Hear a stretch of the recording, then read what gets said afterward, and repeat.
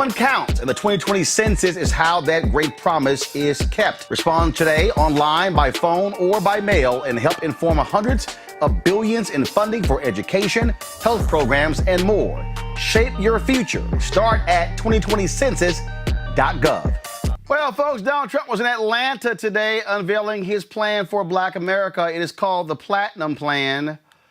Quite interesting. He presented this in front of a group of African Americans. He designates the KKK and Antifa as terrorist organizations, called for making lynching a national hate crime, and also they want to make Juneteenth a national holiday. Now, according to the plan, according to the campaign, the plan will increase access to capital in Black communities by almost $500 billion and create 500,000 new Black-owned businesses. Here's Donald Trump talking, y'all. And then, of course, when he's done, I will deconstruct this entire plan. And I'm here today to announce a brand new plan to deliver more opportunity, more security, more fairness, and more prosperity to Black communities.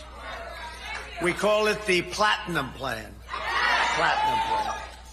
And that's a contract with Black Americans, and it's going to be something that people talk about for a long time to come.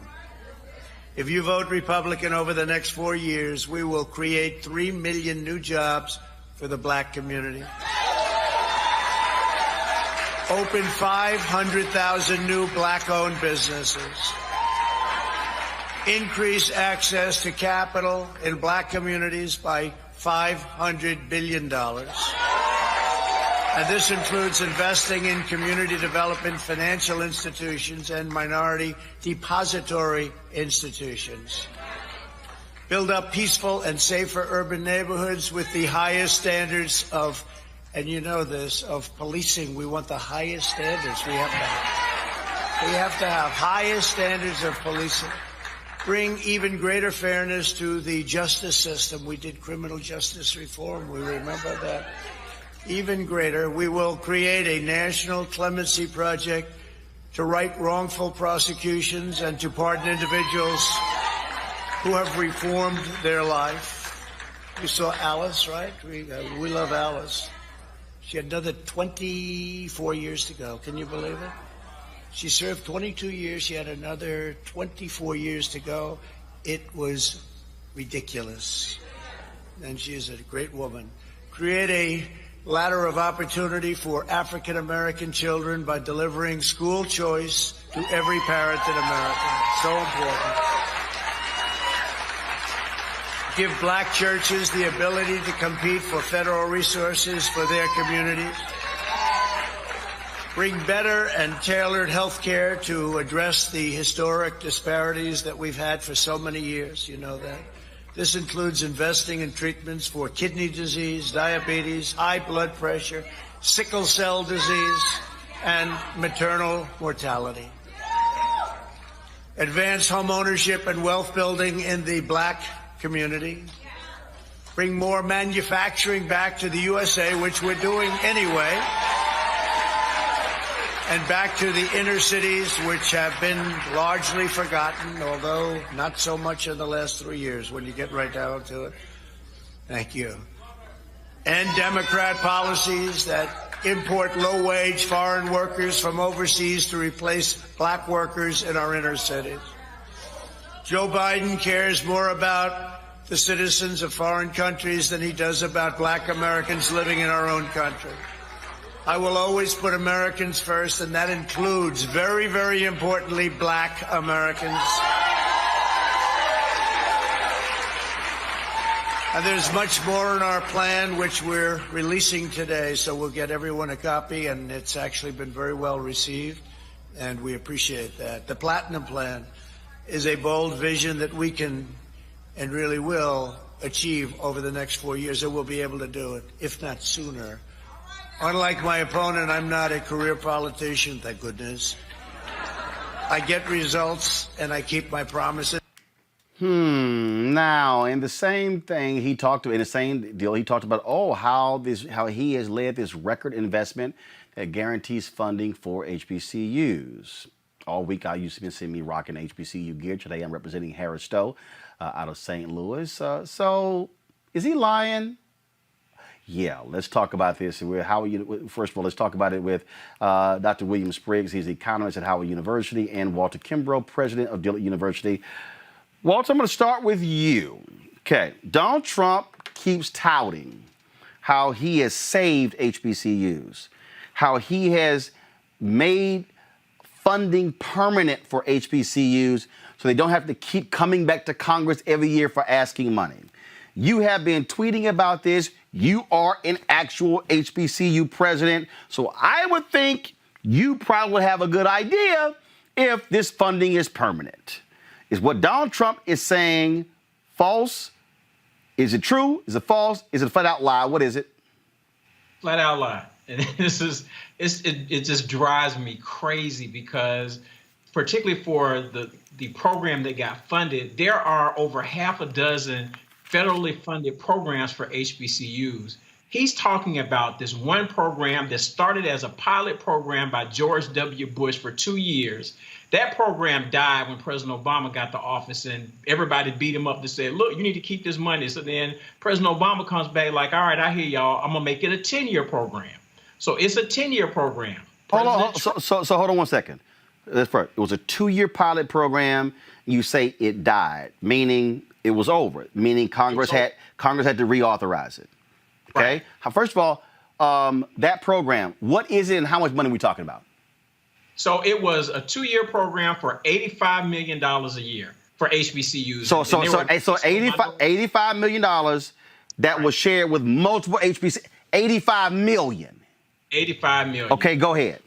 85 million. So then President Obama took that and made it a 10-year program, $85 million a year. And it also is additional money for minority serving institutions. So you'll hear some people say it's $200 million a year, but that includes the Hispanic serving and Asian Pacific and all of that. So it's a 10-year program.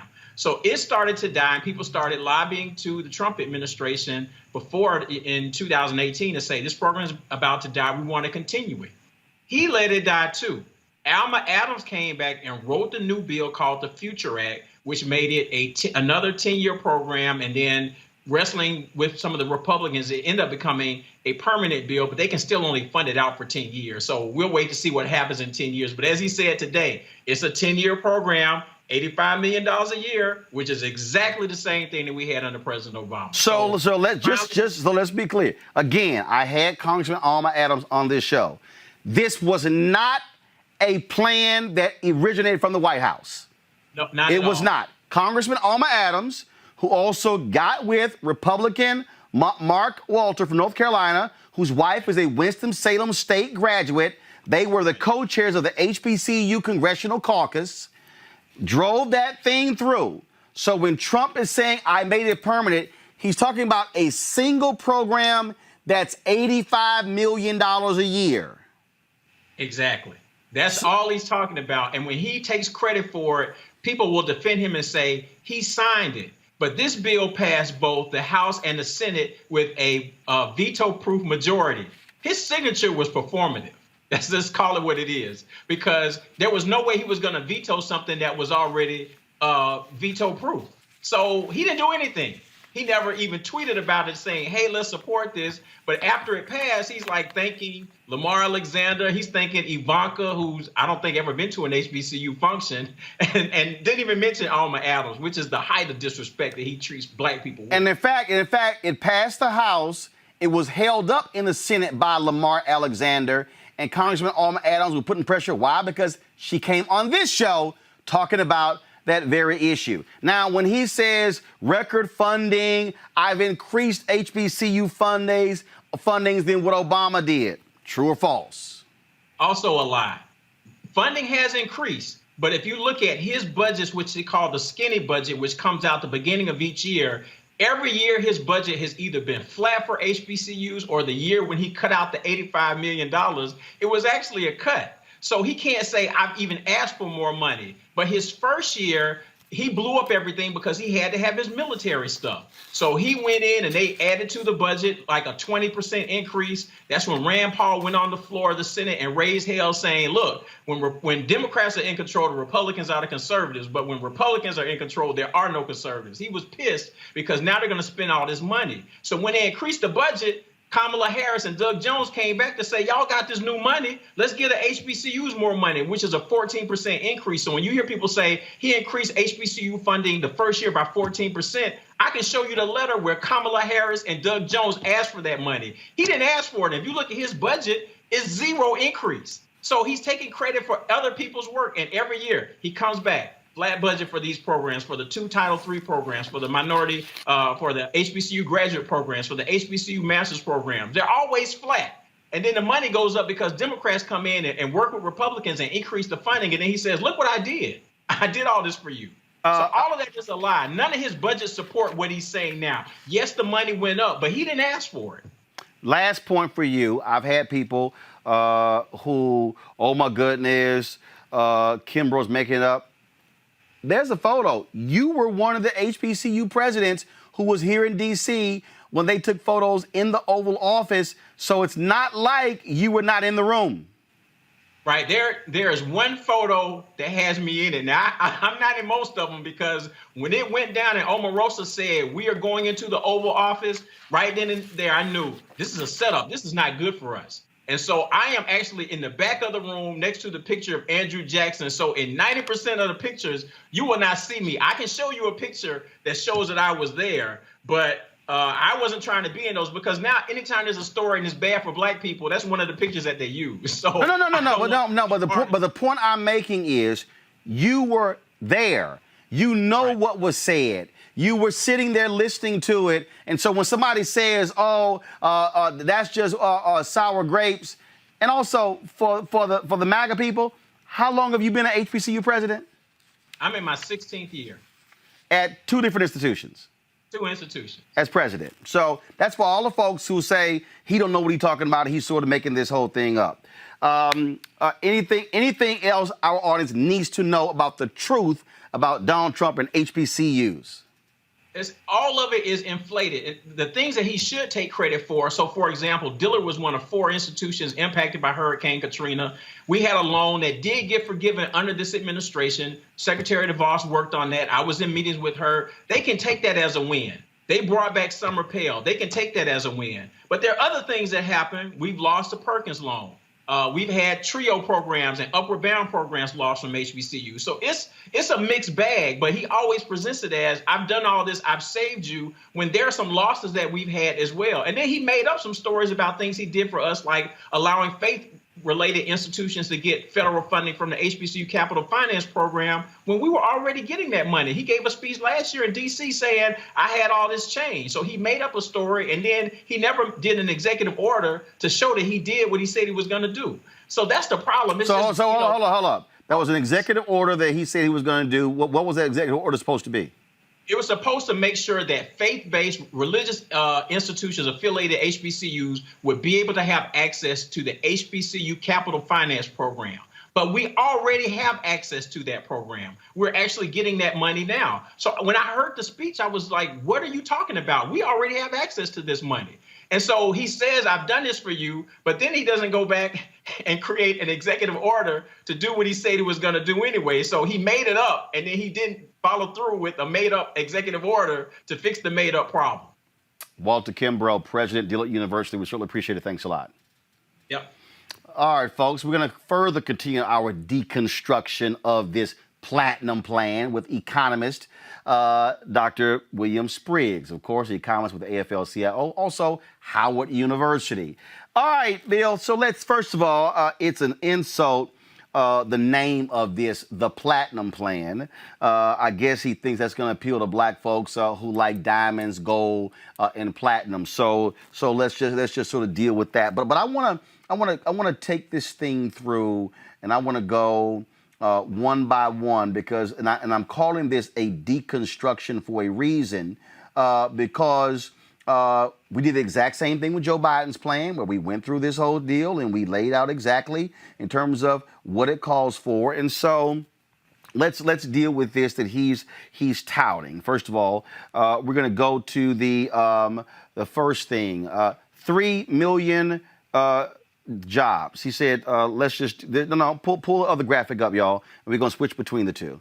So go there. First, 3 million new jobs for the black community. Did he say how that's going to happen? No, he didn't. But let's remember he's in the hole because we have fewer jobs than when he took office right now. He took office, black unemployment was 7.5%. It drops down to what, 5.1% in late 2019. Right now, black unemployment is what, 13%? Yes. I don't count the drop because what counts is what's the score. Right. So the point is, I don't care that you tell me at halftime we were ahead. Right. So it was 7.5% when you came in. It was here. Now it's 13%. So when you say, I'm going to add 3 million new jobs, all you doing is talking about I'm going to replace what we've lost. What he lost. What he lost, right. Since he want to claim everything. All right, next one. He says, create 500,000 new black-owned businesses. How? He doesn't say how he's going to do it. If he doesn't address discrimination in lending, he can't. And we saw what his Treasury Department did.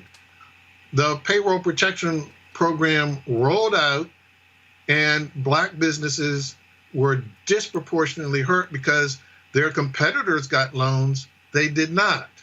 And we know that within that short space of time, we lost a way disproportionate share of black jobs, while his Treasury Department did nothing. It took Congress to come back, reauthorize the PPP program, and direct that the money went to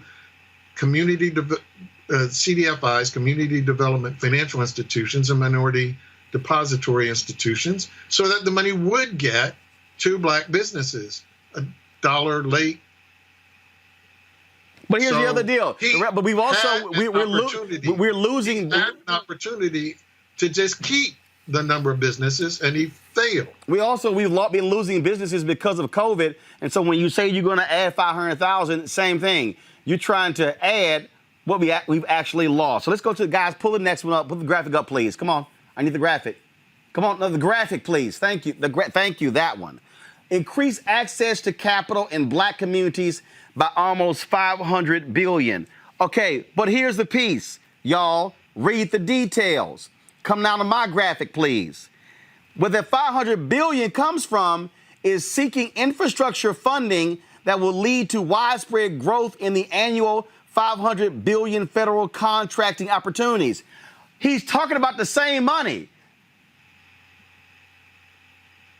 So that's right. That's not 500 new billion. He's like, oh, I'm just touting what is over here in the infrastructure plan. But that's infrastructure. That's not to black businesses. Precisely. Keep going. That's just again walking people through. Next item on the graphic. All right. Safe urban neighborhoods with the highest policing standards. That's a waste of my time. But you know what? Let me just do this here. Now, let me go to my deal here. So let me go right down to that one. So here's what's quite interesting about that. Because this is the detailed plan that I have right here. So he says that, y'all gonna love this one. National Clemency Program, got that. This is right here. Restore safety to America's great cities by working with police departments. I'm gonna bring in Rob and Amisha right here as well. And accountable models of policing, including diversity training and accreditation standards. Rob, how can you say you're going to have diversity training for cops when you just got rid of diversity training on the federal level? I was going to make that point. You know, he has an executive order getting rid of diversity and training, and he has an executive order where he doesn't want us to tell the truth about history. He says, so we don't want to deal with the fact that we've had racism. And he says this line in his executive order that says, you know, the Civil War dealt with this, and people are acting as if we were built on a racist country. We were, and we still haven't gotten rid of a lot of things, and we need to deal with it and really tell the truth about it. So he's not even telling the truth of history. He doesn't care about diversity and training. He is doing this to make some white people, and I guess the few black people that are supporting him, feel like they have something to talk about. Like, okay, we know you're saying racist stuff. We know you've done all this stuff. So we got to have something. And now he can just give them this talking point, like, I'm going to help black people by doing this. The man has been there for 4 years, and you're going to tell me 45 days before the election you got your black plan? You can say black people now? I mean, I'm just saying. Amisha, I'm looking here again under this whole deal of fueling access to capital for black-owned businesses. He says increase opportunities for small business lending and technical assistance through community development financial institutions in order to grow business and create generational wealth opportunities with over $400 billion in lending. Then he says, examine alternative ways to build credit, including rent, utilities, and phone bills. Make the Minority Business Development Agency permanent. Appoint its leader to the Assistant Secretary of Commerce level. Create a sub-office of African American Affairs and engage with private sector advisors to ensure real-world plans and solutions. Increase the number of black-owned contracting businesses, financial services entities, and private equity investment funds through regulatory reform and up to $40 billion in government funding alongside traditional private investment. Advance lending relationships with financial institutions, particularly those businesses who weren't able to participate in PPP. Host senior executives from major financial institutions on a quarterly basis to advance new and equitable lending programs for black communities. All of this stuff that he said that he wants to do in the second term, he hasn't done in the first term. He could have done it first. He could have done it at first. Hell, he could have ran on it in the first term. He did not. There was nothing stopping President Trump, who also, be mindful of people, his party also has the Senate. He could have done this immediately long ago. Like, there is nothing stopping him from doing any of this. But to the point mentioned a minute ago, we have a president who is now listing off things that run in direct contrast to the things that he says on his stump speeches. He's not somebody who cares about race and equity. He thinks of those things as unpatriotic. And if you talk about them, then you're not American. He does not care about lending practices that disproportionately affect African Americans. And we've seen that time and time again. He won't even have a sit-down conversation with the NAACP or the National Urban League when both of them and their CEOs have spoken to these issues directly and have plans that I believe it looks like he lifted literally out of those plans some of the language that he's using within this new, very odd framework of this platinum plan, which sounds a little sketchy in and of itself. But I think that what President Trump is doing, and it's not to get the black vote, he already knows that that's not really going to happen for him. What he is trying to do is to mitigate some of the disastrous commentary that he's had that makes some white people feel uneasy, particularly some white suburban women. So when you talk about there being this racist rhetoric and you talk about there being, all of the issues that the Black Lives Matter movement has brought to the forefront, this is a president who now is saying through means testing and through hearing a lot of what, the white people in the street who are holding BLM signs are saying is that, hey, maybe if I put together this plan and bring out some trinkets of black people to Atlanta, because be mindful, the majority of the folks who were at that Atlanta gathering today weren't from Atlanta, they flew in from other places, then maybe, just maybe, I'll be able to show to good-meaning white people who otherwise would not, be fervent supporters of his, that I'm trying to do something. Be mindful. He could have done this months ago. He could have done this years ago. If he wanted to actually implement these plans, he could have done it. He knew that the PPP loans, by the way they were designed, they were not meant to help black businesses. But I want to go through this because, again, I'm looking here and I'm just sort of laughing, Bill, because he says grow minority-owned businesses with additional tax cuts to stimulate hiring and investment. Bill, have the tax cuts overall for all of America, have they stimulated hiring and investment? No, the economy actually slowed after the passage of his tax credit. So when you look at the growth of black employment, it was already underway when President Obama was president. And so what you look at is a path that actually slowed, and of course now it collapsed on him.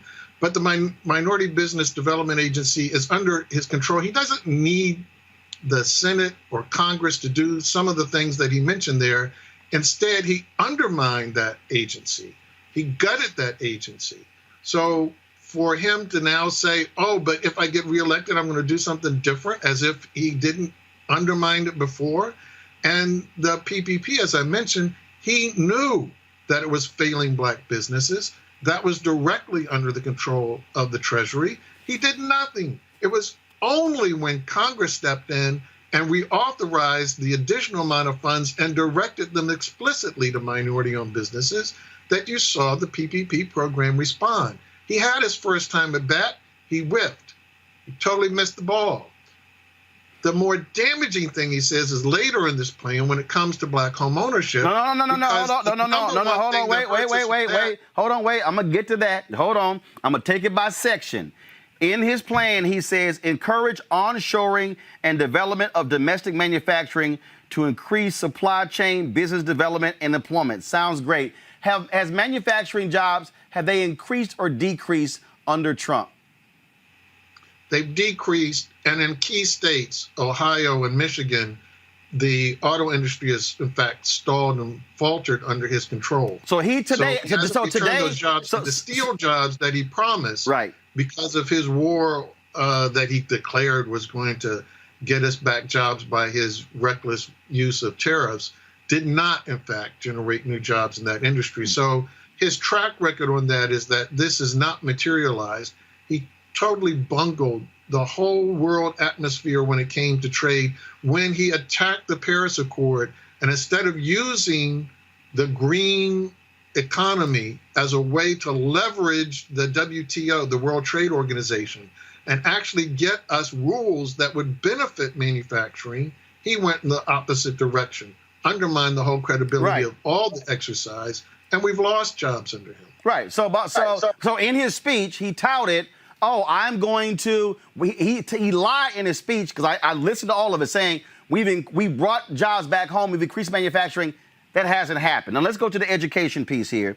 Federal, state, and local community partnership to close failing schools to replace them with full school choice and education opportunity to put American parents back in control over their children's future. Well, the reality is you can't on the federal level, you can't close schools. Those are local decisions.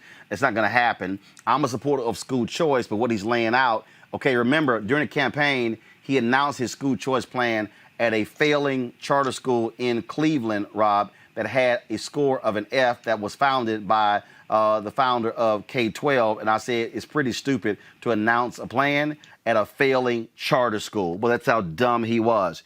Continue to protect the vital role of HBCUs. That's it. It's a line. Don't know what the hell that means. Increase the amount of Pell Grants and allow for vocational employment and second change homecomers. I don't even know what the hell that is. Has he increased Pell Grants, Bill? He did restore access during the summer, but as you heard from President Kimbrough, the rest of what he's done to students is to undermine the program, because he's cut all the support for their parents. So this is a great letter that Leslie Baskerville has written on behalf of NAFIO in response to this repeated claim that Trump wants to make, that the little bit that got added, and as President Kimbrough pointed out to you, not because Trump asked for it, not because he asked for it, but the things he did ask for undermined their parents. The things that made it harder for their parents to get money, to survive, and now to have jobs. He undermined our students in so many ways that his efforts really made it more difficult for our students, not easier. And so simply adding the summer takes away the Perkins loans that you heard President Kimbrough mention. Those Perkins loans are the ones of the job training that you just mentioned in that sentence. He attacked the Perkins loan and took them away. So to say I'm going to do something by bringing them back, okay, but you destroyed it. So I'm going to give you credit 4 years from now for putting back what you took away. That wouldn't make sense. I love this one here under healthcare, Rob. He lays out all this sort of stuff: reduce costs, opportunity to be in charge of your own healthcare and choose your own doctor, eliminate long-standing healthcare disparities. Really, that's a single line. No other detail there. Investments into the cause and cures of kidney disease, high blood pressure, diabetes, sickle cell disease, maternal mortality, and other diseases that disproportionately affect African-American populations. But he wants to get rid of the Affordable Care Act, Rob. Yeah, exactly. I mean, you already beat me to the point there. And this is just like, do you remember, Roland and Amisha, do you guys remember Trump Steak? Do you remember Trump Airlines? Yep. Okay, well, most people won't, and that's because none of it worked. It all crashed, and it was all bullshit. This is what this is. So I'll just sum up what this plan is. It's Trump's way of just making it seem like he's doing something to not be racist, that he actually cares about black people, to make some white people in swing states feel as if they can be justified in voting for him. And maybe he's not a racist. No, he definitely is a racist. He's a con man. He's the same person he's been. So don't fall for it. There's nothing here. It's a nothing burger. Now we're getting to the end of it. Prosperous black communities. And Bill, we'll go here. Champion federal policy reforms to advance home ownership initiatives. In his speech, Bill, he talked about how African Americans enjoyed the most prosperous moments in history under him. He said black home ownership was at its highest rates. No, that was under Bill Clinton. He talked about the same thing when it came to black wealth. No, it hasn't been under him as well. What the hell have they done with home ownership in the last 3.5 years? I've seen nothing. No, but worse than that, the number one reason we don't own homes is because of discrimination in the housing market. And he undermined the Fair Housing Act. He took as many steps as possible within the time he's been in office to fulfill that other thing he's been saying to that other crowd. Remember how he told everybody, if you get Joe Biden, you're going to have Cory Booker as a neighbor. That was his signal that I am going to continue the policies I have been pursuing to resegregate, intensify the segregation of American housing. And that is what I'm going to deliver to you suburban voters.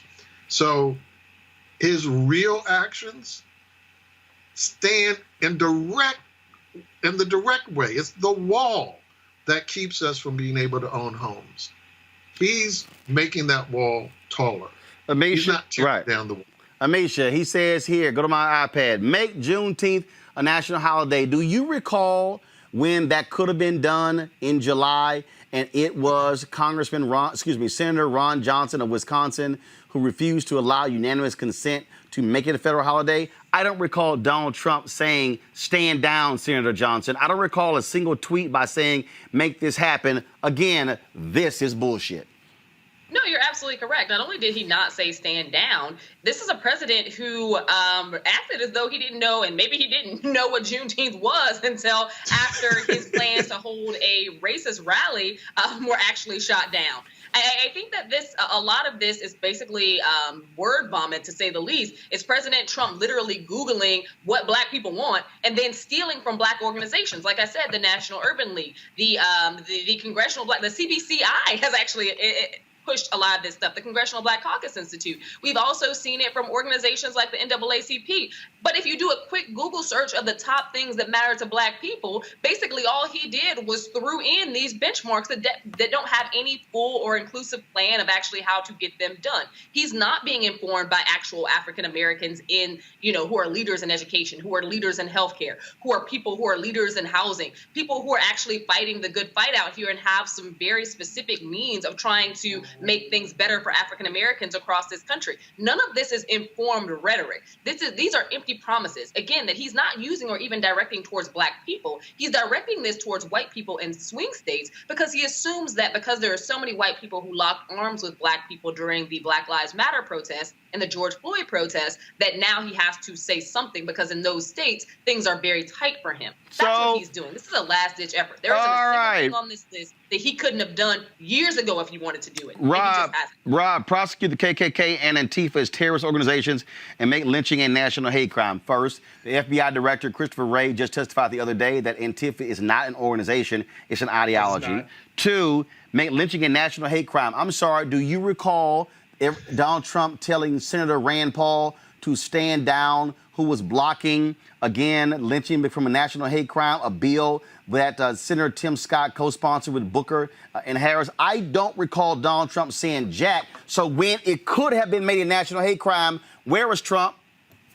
He was doing what Trump does, saying some other bullshit that doesn't matter. I mean, this is what the man does. I mean, he figures out what to do with the moment and what can I say at this moment to make some people believe me and hope that it works. I think Misha said it best. This word vomit. He's just throw some shit up against the wall, see if it sticks. I mean, this is what he's doing, right? And he's just taking some ideas and then letting people go with these talking points to say, see, I'm not racist. You can talk about these things. Never mind all the things that I've said. Never mind the fact that I encourage somebody to go out and kill some people again in Wisconsin. We're not going to forget that. That's one example out of many. Never mind that he called African countries shithole countries. Never mind. We can go through. I can be here all day. I mean, but it would take all the time in your show. I mean, the man is as divisive as they come. He's toxic. He's racist. He's a horrible leader, and there's nothing he can do to change that. Only we can change that. And hopefully we will. Bill, this is interesting. Fuel black. Go to my iPad. Fuel Black farmers and access to healthy foods to address food disparities. And then favorable trade. First of all, they didn't even proofread this. Favorable trade deals to bring back manufacturing jobs and health Black contractors, farmers, inventors, and consumers. I don't even know what that is, Bill. Let's guess maybe they meant help. Right. I mean I health, don't know. not health. But fuel black farmers and access to health. Black farmers don't need access to healthy foods. I'm going to assume that what he means is he's going to help black farmers get access to urban markets so that they can have more channels for supplying food. I'm sure John Boyd would laugh at that one, but go ahead. But again, he's had these opportunities. He's been in charge. He's had an opportunity to do all of these things. In fact, if you look at what he's saying there, not only did he rip it off from the Congressional Black Caucus in many points, but these are things that the House passed that the Senate failed on. And in essence, what he's saying is Nancy Pelosi is a good Speaker of the House. That's what he's saying. And so the next time you hear him say anything bad about Nancy Pelosi and how she's a communist and going to turn the American system into socialism, you just say, well, Mr. President, on when it came to black people, you thought Nancy was the greatest thing since sliced bread. So I find this one very interesting, Amisha. We only got two left. Defend religious liberty and African-American churches that lift the conscience of our nation. Really? The man don't even go to church. He doesn't go to church. I would like for them to describe, what this actually means, because at the end of the day, I think that this goes back to him trying to speak to a specific audience, and that specific audience ain't black people. So when he's talking about religious liberties, when he's talking about bringing these things to the forefront, he's not talking about black churches, because we know that when people were shot in the black church just a few years ago, he really showed very little concern whatsoever and found good people on both sides of the situation. So no, I don't think that this president gives two sense about the black church at all, nor does he care about faith and religion. But I think that he is speaking to an audience, again, that is not black people. He's speaking to an audience and trying to lean in on those swing states, but he's speaking to white women specifically right now. The same white women who he's done this entire campaign cycle of trying to make afraid of black people in general. So when we're having these conversations, I think that it's very interesting, his timing of releasing this plan, but also the fact that, it comes out literally within a day of us hearing about the Breonna Taylor case. He is very strategic in trying to be mindful of what he thinks that those people in the suburbs actually want to hear, but he doesn't have any real intent on making any of this happen at all. And of course, right here, the last one. Collaborate with cities and counties to address mental illness and substance abuse. Really, Bill? My God, you're going to collaborate? No, I think probably what those cities and counties would say is, where in the hell is the money? Well, and again, this is the defund the police movement, right? The whole movement is, why are all of these funds going to the police when the biggest encounters that disturb us the most too often involve people who have actual mental health crises and their families are desperate to try and get help? They call the police instead of being able to call mental health experts. So, he criticized people want to defund the police, but that's where the money would come from. The money would come from, don't fund the police to do this, fund the professionals who know what they're doing when they encounter someone in a crisis. That's what this is saying. So he doesn't disagree with the people that he's been sniping at and saying sounded ignorant. And of course, I want to do this here, Rob. This is from the National Alliance on Mental Illness from August of 2019. That they lay out here that Donald Trump was going to be slashing funds for mental health care. Yeah, I mean, you're talking about what, facts and things that actually he's doing, not words that he's saying. These things rarely align when it comes to Donald Trump. So yes, he doesn't care about mental health funding. He doesn't care about black businesses. He cares about getting reelected, keeping power, and making those who have supported him have something to talk about. They have nothing to talk about other than a horrible record of leadership and I'm sure the most divisive president we've ever seen. Folks, I did reach out to the Trump campaign, sent an email to two individuals, asking, did any of them, they make anyone available to come on this show to actually discuss and defend this plan? No response. Bill Spriggs, I appreciate it, man. Thanks a lot. All right, folks, back to our Road Mark Unfiltered video in just one round. As our community comes together to support the fight against racial injustice, I want to take a second to talk about one thing we can do to ensure our voices are heard. Not tomorrow, but now. Have your voices heard in terms of what kind of future we want by taking the 2020 census today at 2020census.gov? Now, folks, let me help you out. The census is a count of everyone living in the country. It happens once every 10 years. It is mandated by the U.S. Constitution. The thing that's important is that the census informs funding, billions of dollars, how they are spent in our communities every single year. I grew up in Clinton Park in Houston, Texas, and we wanted new parks and roads and a senior citizen center. Well, the census helps inform all of that and where funding goes. It also determines how many seats your state will get in the U.S. House of Representatives. Young black men and young children of color are historically undercounted, which means a potential loss of funding of services that helps our community. Folks, we have the power to change that. We have the power to help determine where hundreds of billions in federal funding go each year for the next 10 years. Funding that can impact our community, our neighborhoods, and our families and friends. Folks, responses are 100% confidential and can't be shared with your landlord, law enforcement, or any government agency. So please take the 2020 census today. Shape your future. Start at 2020census.